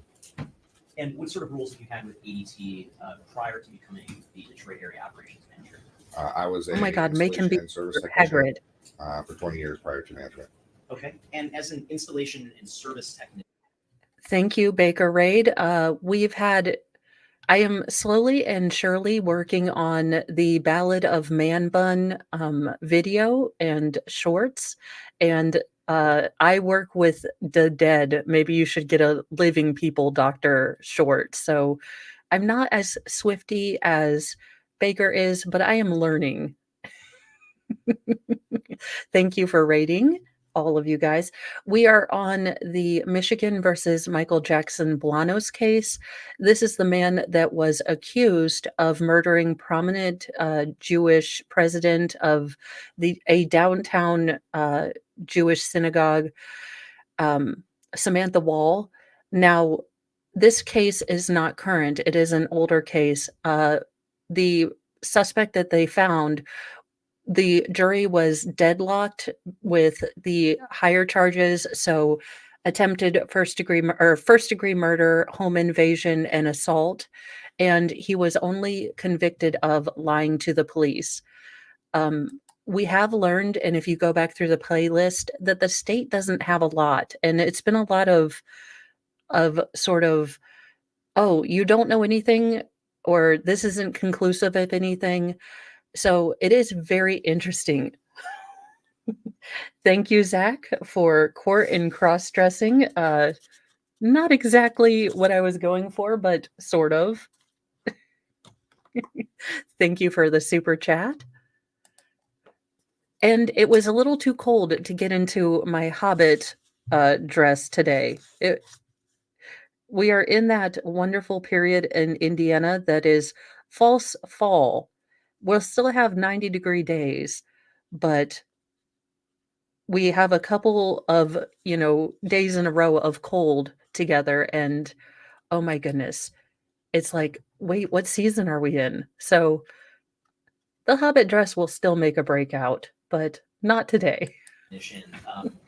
Did you become familiar with the sort of systems that ADT has? Well, thank you for sending me a super chat to let me know. And, what sort of, if you could just elaborate on what sort of experience do you have with the actual hardware, with the actual systems that ADT uses? I've been well trained and versed in multiple systems throughout the last 25 years. Installed them, troubleshoot them, moved items, etc. Okay, and I want to show you what has been marked as admitted as People's Exhibit 10. In particular, page Thank you, 87. Lexi. And this is why I love the power of wigs. If I am having a bad hair day, I have hair that's already, styled, and I look a bit like Ariel, which was always a lifelong dream, so I might never take this wig off. But I always love that I can look like I put together, I'm a functional human being, and I don't have to know a whole lot about being a girly girl, which is always helpful. And I want to zoom in on a particular area of this exhibit. If you can take a look behind you, sir. Sorry. That's not the right area. Just my screen got changed. Sorry. Do you see the object toward the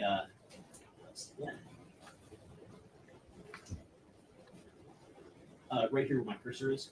I do. And are you familiar with what that object is? Yes, I am. And what is that type of object? That would be considered a motion detector.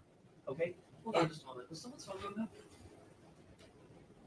I thought I heard phone going up for a second. And do you have some familiarity with that specific type of device? I do. I've installed them and serviced them. And what is I guess the purpose of that sort of device? The purpose of that device is to catch any type of motion detection within the parameters that it's set up for. Okay, and how does that type of device become a part of, or how does that play a part of an ADT home security system? Basically, it's looking for motion through movement of infrared heat throughout the house or Okay. throughout the zone it's covering. And I want to backtrack for a second. At some point, did ADT designate you to assist law enforcement with this particular case? Yes.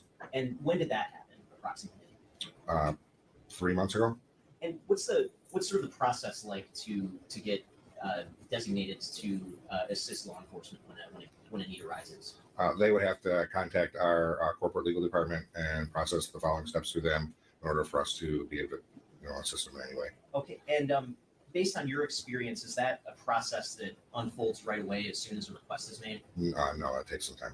Okay, and based on your experience, do you understand why that might take some time? Oh, yeah, I'm sure they don't want to get off the Objection. street. I think this calls for speculation. I think this goes beyond the scope of, just duty. Okay.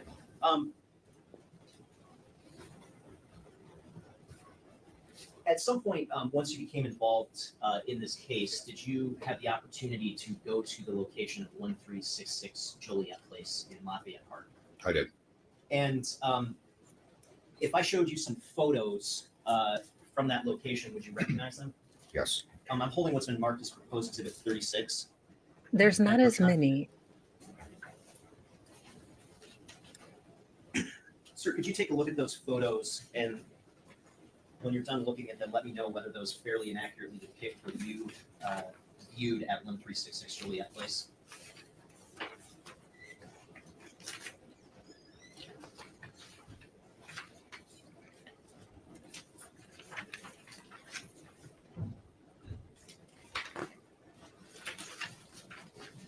There's been so Wolfram has the best sort of analogy for this case.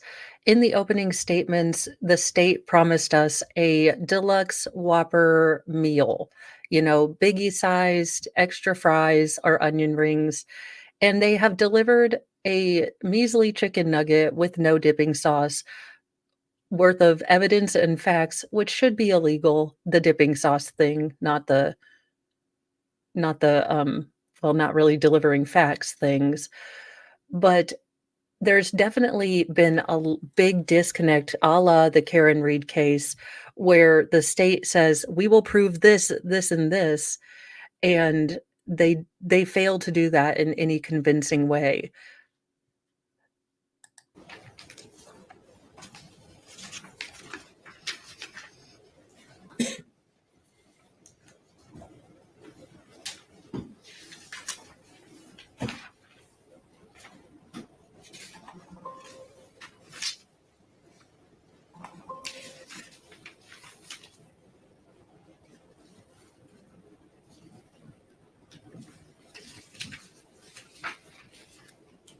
Okay, I figured it out. So the defense table, we have, you can't see it here, but we have the defendant in an aubergine or eggplant suit.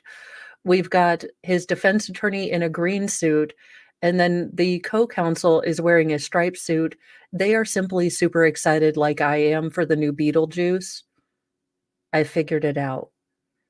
They're going theme days. Yeah, I recognize all these. Okay. Do those fairly and accurately depict what you personally observed when you were at that location? Yes. Your Honor, move to admit proposed exhibit 36. No objection. People's 36 will be admitted to be published. Hey, you lefty.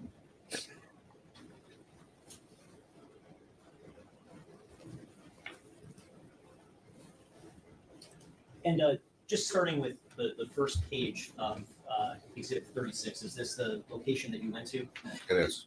And was there an ADT system at that location when you were there? There was. And can you just describe for the jury the basic configuration of that system? It had standard our standard 7-inch touchscreen. It's a wireless system that had one motion and a front door, a back door, and a basement door. Okay. And if we go to page 2, what are we looking at here? That would be a wireless door contact or a window contact. Okay. And page 3, would that be the door that was on? Yes, And was that the front door? that was the front door. Yes. Okay. And can you explain to the jury, in your sort of experience, just how is a sensor like this door sensor configured to work? Well, it has a electronic magnetic read in it, and one side of the contact is the actual circuit board with the programming and whatnot in it, and the other side would be just a magnet. Okay. And do the two sensors have to be a certain distance away from one another for the door to be considered open or closed in terms of the system? Yeah, oh, absolutely. It has to be within a tolerance. Usually, I believe that sensor is about 1/2 to 3/4 inch maximum opening. Okay. And so if the sensor was if the door is completely closed and the sensors are aligned, would that be considered closed for purposes of the system? Yes, it would report as a closed sensor. And then if you start to open the door, just let's say 1/4 inch, would that still be registered as closed? Correct. And then how far would the door have to be open for the door to be then registered as open? A minimum of half inch to 3/4 inch maximum. Okay, and so this That's position what that she you see on said. Page 5, the way the sensors are aligned, would that register as open or closed? That would register as open. Okay. And if we go to page 8, do you see another sensor depicted on this page? Yes, I see a door sensor and a motion in that picture. Okay. And if we go to page, let's start with 10, would that be the motion sensor on the back door? No, that would be a door sensor. I'm sorry, a door sensor on the back door. I spoke. And is that the same type of sensor that was on the front door? It is. Okay. And if we look at page 9, what type of sensor is that? That would be a motion detector. Okay. And what is your sort of understanding of the sort of tolerance level for the types of motion that can be significant enough for that sensor to pick up? Does it pick up all motion? Negative. Does it pick up motion from, let's say, like a pet? If the pet is underneath the 3-foot mark and under the value weight of about 70 pounds, it will ignore it. Okay. If I'm going to go back to Exhibit 10, page 97. If hypothetically someone had been sleeping on that couch or laying down on the couch, maybe making some movements, like would you expect that sort of motion to trigger the motion sensor? No, they would have to physically get up off the couch and move. Okay. And when you were at the location, did you have an opportunity to utilize the actual panel that was part of the ADT system? Yeah, we actually tested it while we were there. Okay, and is that depicted on page 12 of Exhibit 36? Yes, that's the standard 7-inch touchpad.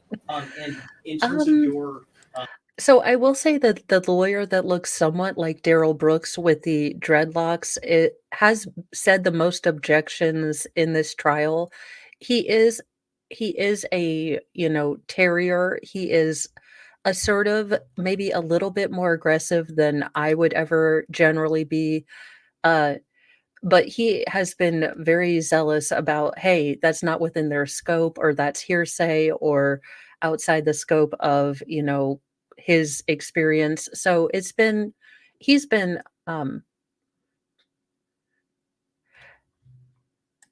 I don't believe so. I believe the defendant's past crimes were more of, well, I guess they could be considered financial. They were more of breaking into cars and stealing things. So theft, not so much financial. Well,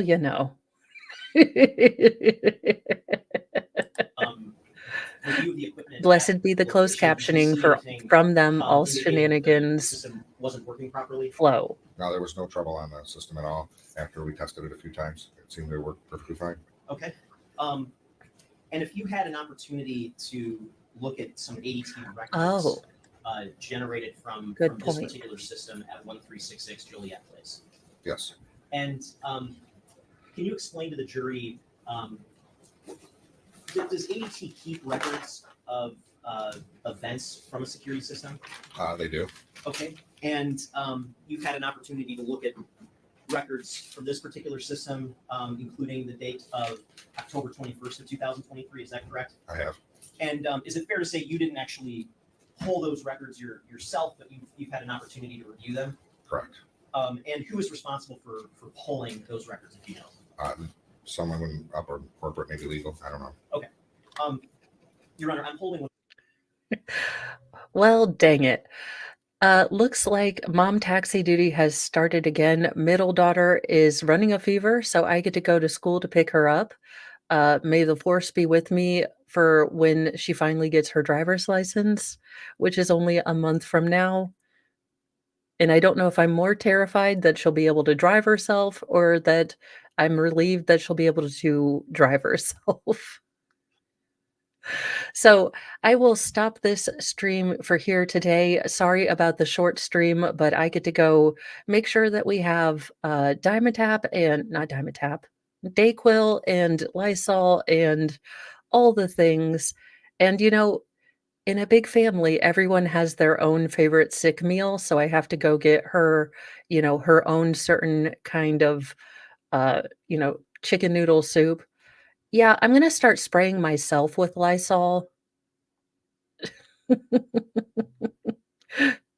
But I will be back tomorrow. I will be here this evening for Nightly Newsy News at 7 p.m. Eastern Daylight Time. And since she will be home, I will try to work on some more newsy nuggets and maybe getting some Sarah Boone videos out. But I will see you guys all tomorrow. I will pick some up. That's what I figured, but the nurse actually called. So I couldn't say, "Oh, she'll be fine. Rub some dirt on it." They're like, "No, she has a fever. Come get her." So I will see you guys in a little bit. Everyone stay safe and healthy. And oh my goodness, good Lord, it's starting. The cold season is upon us. Forget winter is coming, Game of Thrones. It's, you know, it's the winter of cold season that everyone's really terrified of. I will see you guys all in a little bit. Talk to you guys later. Bye.